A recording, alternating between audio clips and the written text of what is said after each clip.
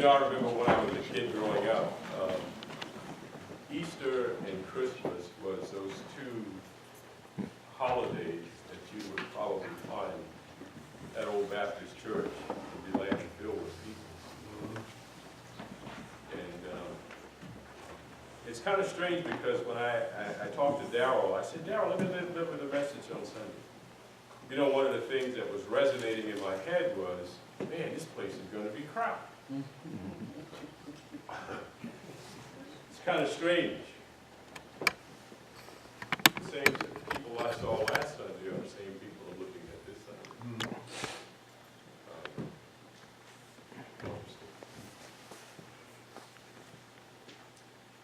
Christmas is a time that most of us recognize in the room that it's something that's man-made. We know this through the fact that we read the Scripture, we understand what the Scripture says about this particular season.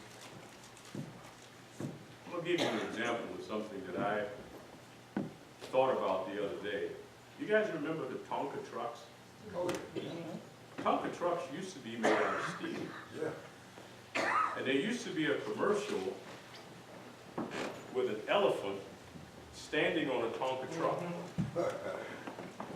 And you know, one of the things that I know that I wanted for Christmas was a Tonka truck. And I've got one of these Tonka trucks, and it had, it was like one of the pickup trucks, but it had a cab on the back where I had a horse in it. It was a truck that was used to transport horses. And I was just as pleased as punch about this thing. Yes. Until my dad ran over it in the driveway. I left it in the driveway, and you know, I was thinking, I remembered that commercial. How, you know, I done something this morning. I went to the internet and I Googled Tonka trucks. Mm-hmm. Do you realize the old steel truck sells at a higher price than some of the new trucks you can find at Toys R Us? Mm-hmm. I go over to Kmart's and get one for $39, but if you get a Tonka truck like I had, that truck right now is almost $90 online. Mm-hmm. That's just how durable those trucks were made until I realized something. My dad ran over it in the driveway, and it was no more the truck that I remember. You know, it's interesting too, because I think back to the idea of what it was like for me, a kid, thinking Christmas was coming. You know how, I know we can all reflect back to the days that we were kids, and we can think about how it is we had this anticipation. We had this, you could barely sleep the night before Christmas because you knew that morning when you woke up there was going to be something underneath that tree. You were ingrained. You were taught. Someone taught you that. I want you to think about this one for a second, though. You remember when you first got baptized and you became a new convert? Remember that feeling that you had that something had changed in your life and you were going to take this experience and you were going to mold it and you were going to change things around you, not just yourself, but the people that you interacted with, you were going to change? Yeah. You remember that new feeling that you had? Almost like that kid, the Christmas night, just before Christmas Day, and that feeling that you had. And the idea that something was going to happen that next day that was going to change something for you. It's amazing how time has changed us. I'm an adult. I don't look at Christmas as I do a child anymore. And I'm sorry that I don't. But you know, the thing is about Christmas, Christmas is something that's man-made, almost like that Tonka truck that I had in the driveway that I left and got backed over. But you see, us becoming a new convert, being Christians, that's a new beginning for us. And that's something that we should understand that is not man-made. Yeah. thought about what I was going to say this morning. And I started to think about, well, what do I trust in my life? Who do I trust in my life? Because obviously that Tonka truck that was backed over that I thought that was made out of steel, I trusted the fact that nothing would happen to it. It's amazing how we are so self-assured and we trust things. We trust that when we walk out of here this afternoon after services, we go sit in our car and we turn the ignition. We trust the fact that that engine is going to start and do what we hope it will do. Let me take you to some scripture. And I want to draw some correlations, if you will. Let's go to Luke, if you will, chapter 18. Now, I know we've heard this many, many times before.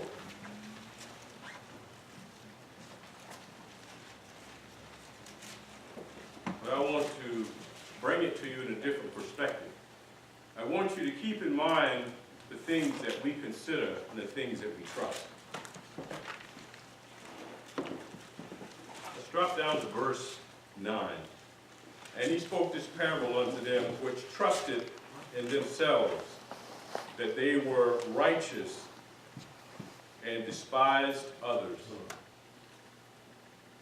Now I want you to understand that Jesus is talking here, and he's talking to some folks, but he's aiming his message at a particular set of individuals, if you will. Okay? Because I want you to think about how I opened up when I said things that we trust.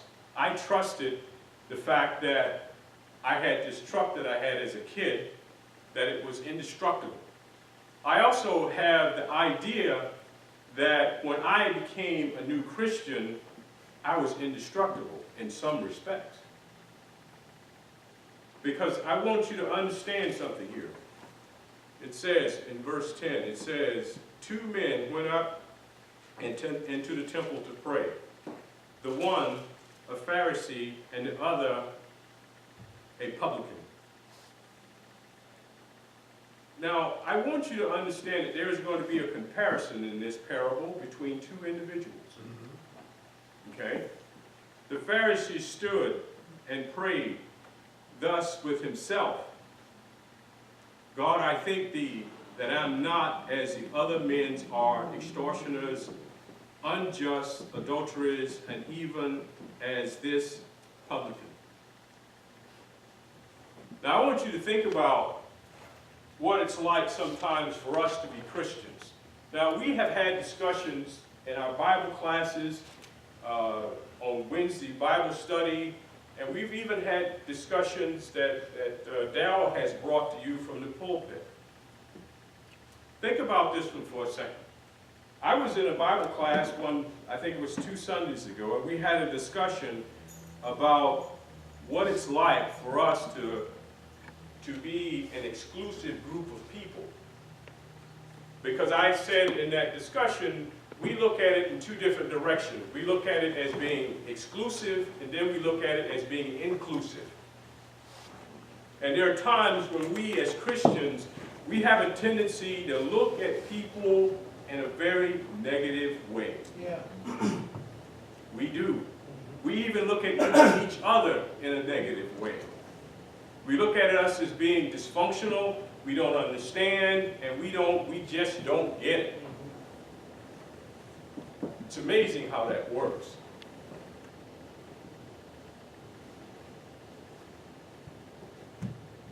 Could you imagine in verse 11, he must have said I 3 times.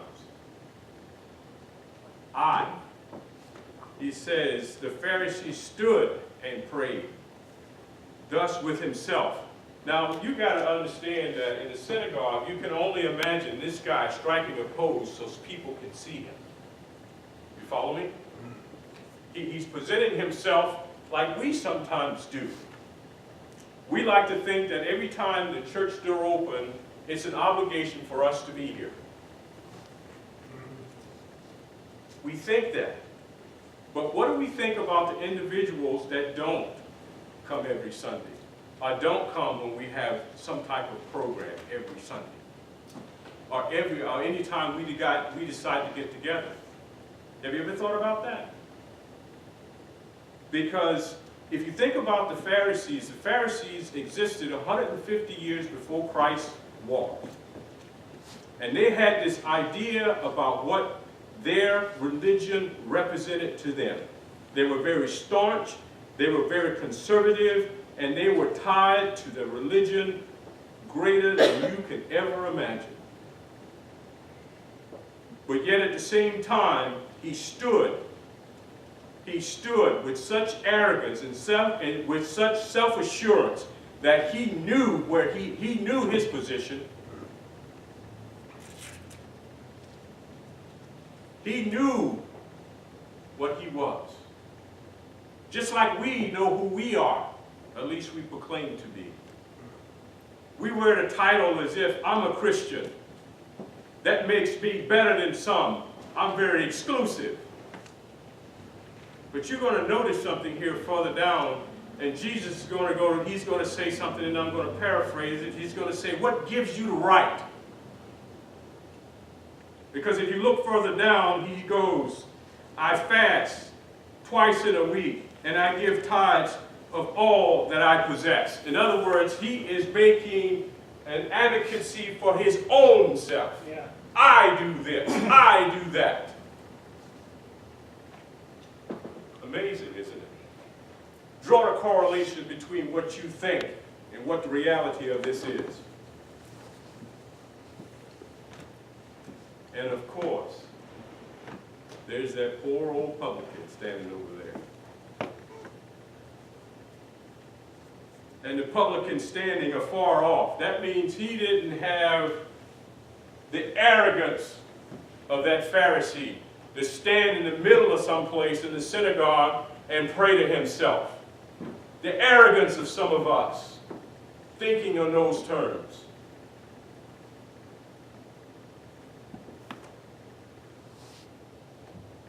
He wouldn't even lift up as much as his eyes unto heaven, but smote upon his breast, saying, God, be merciful to me, a sinner.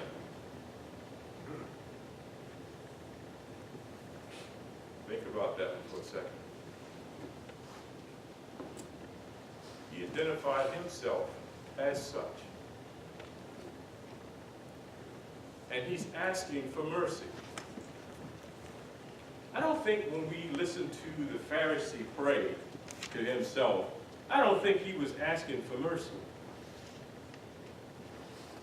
You see the idea that I can trust myself to get myself where I need to be? That's a problem. This self-assurance.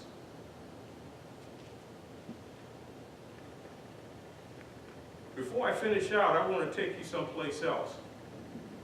Let's go to Romans, if you will. I want to take you over to Romans 14. I want you to hold your finger here at Luke, because we're coming back to Luke. I got to finish that out.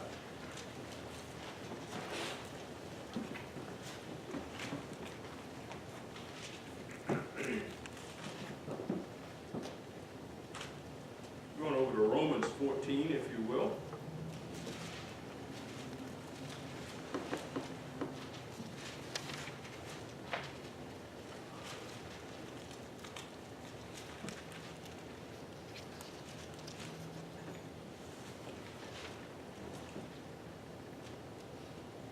Because I want you to think about what we read in Luke just a second ago. Okay? For this is, and I'm down at verse 9 in Luke 14. For this is the end Christ both died and rose, and revealed that he might be Lord both of the deaf and the living. But why doest thou judge thou brother? And why doest thou set at nigh thou brother? For we shall all stand before the judgment seat of Christ. We shall all stand at the judgment seat of Christ. Think about what that Pharisee was saying. Think about sometimes what we think.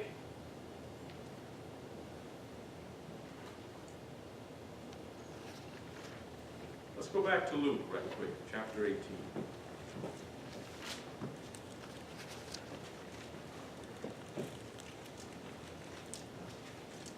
Verse 14.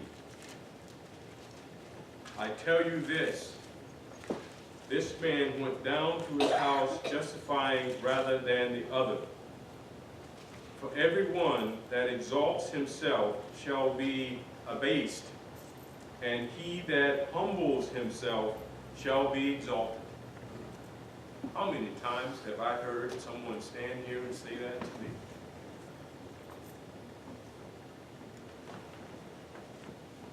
How many times have we all stood here and heard someone say that to us?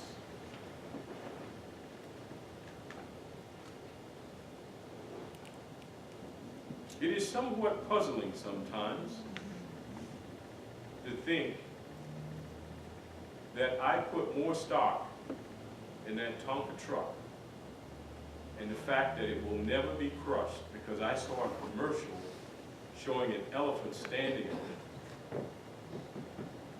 And I figured I could leave this thing anywhere until someone proved me wrong. Sometimes I look at my Christianity and my belief as different than others. I put myself in a position saying, I am glad I'm not there. I'm glad I'm not that.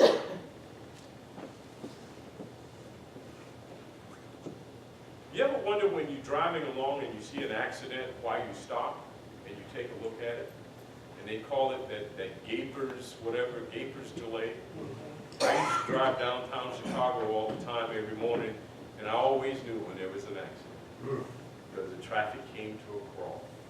And then you would get up there and you look over and you says, wow, I missed that one. In other words, I'm telling myself, I'm training myself to not think of the thing that just happened, but the thing that I am better off because that wasn't me. Follow my train of thought? Because we do that all the time. Amen. We set and we symbol these boxes and we think that, okay, man, I'm glad that's not me. That I have to go ask somebody to give me something so I can feed myself. And you know something? We do it in thinking that it's making ourselves feel better than what we are. We do it all the time. I know when I go down to the commissary, they have these little bags already made up, and you can buy them as you shop, and you put them in this bigger bin, and they distribute these bags to people that can't afford to take care of themselves like we think they should. And the odd thing is that whenever I shop, I buy these things and I put them in there, and the feeling in my head is that, man, I'm glad that's not me. I'm glad I can provide for my family. You see how we conditioned ourselves like that commercial where we saw that elephant standing on that truck? But you see, the thing is, God is going to teach us, God is going to allow us to see His world as He sees it. Because we saw an example of a Pharisee and a publican, and we know those two different spectrums. We understand that. And when we read this parable, we get this idea that there is a difference between what God expects and what we expect. What it comes down to is, what do you trust? Do you trust yourself to be able to get yourself into everlasting salvation? Or do you trust the fact that someone is going to extend you the mercy and the understanding that you need in order to do that? We get wrapped up in the idea that I know what this is all about. And I'm going to take what I know and project on others, either I'm going to force them to believe like I do, or I'm going to bludgeon them to understand what I understand. Because you got to understand, this Pharisee, he knew, just like Paul was a Pharisee, he knew what the law was and he was going to follow it. No ifs, ands, and buts about it. But you know, when he failed to understand it, there was a new era that was going to be ushered in. There was going to be a new covenant that was going to be given to God's people.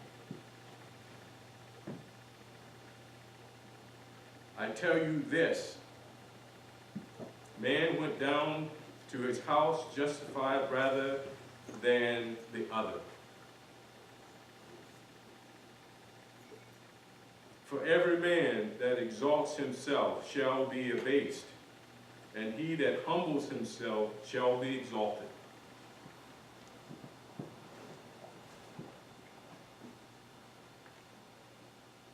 We sure think we know what this is all about sometimes. We sure run around thinking that I'm a good Christian, and I can prove it. And when we sat and we think about the Pharisee stood and prayed thus with himself, God, I thank thee that I am not as other men.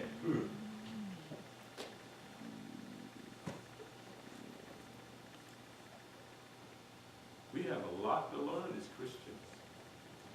Yes, we do. Yeah. The question becomes, how long? How long would it take you to understand that this journey that you're on, these trials and tribulations that you're facing, and you got the idea that you understand the path that you own and I can control it? I can control it by simply obeying, or simply not necessarily obeying, but simply understanding that when that door opens, I got to be here? Is that what you think?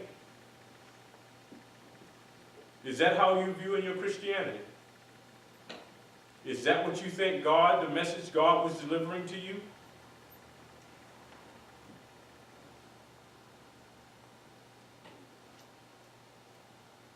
You got a lot to learn. So do I. Because you're not alone in this. There's a room full of us that needs to understand some things. Because when Jesus spoke this in the front of some folks, they probably looked at it as being something, wow, where did this come from? We knew what a publican was. He was a tax collector. Chances are he was a Jewish tax collector that was collecting taxes for the Romans. This guy was corrupt. He was somebody that you couldn't trust. At least that's what they were thinking. And here again, you had this Pharisee. Wow. What a stark contrast this can be. I don't want to take up too much more of your time. I want to take you one more spot before I leave. I'd like to take you to 2 Corinthians, if you will. And I will close my sermon out.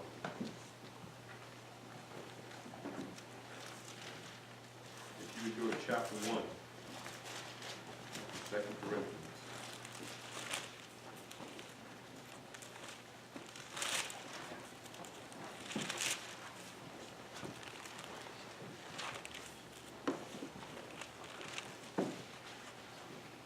Starts with verse 9. For we have the sentence of death in ourselves, that we should not trust in ourselves, but in God, which raises the dead, who delivered us from such great death, that doeth deliver us, in whom we trust, that he will yet deliver us. Let me read that again, because the word trust is important. But we had the sentence of death in ourselves. In other words, you guys follow my train here, because that's something that I trust. I have faith in myself. Ourselves, that we should not trust in ourselves. We shouldn't trust in ourselves. We know better. At least we think we know better. We should not trust in ourselves, but in God, which has risen the dead, who deliver us from so great a death, and doeth deliver, in whom we trust, that we will yet deliver us. There was a lot of things I guess I could have spoke about today, because today is considered Christmas. A lot of people like to draw the correlation between Christ's birth and the day that we celebrate. But there's some differences. As you can see, the differences that I just showed you in the parable that Jesus spoke, there's a difference between that publican and that Pharisee. Just like there's a difference between what most consider Christmas and the birth of Christ. There's a difference. And I hope what I said to you will allow you to think about some stuff, even though I don't do this regularly. And I'd like to thank you for listening.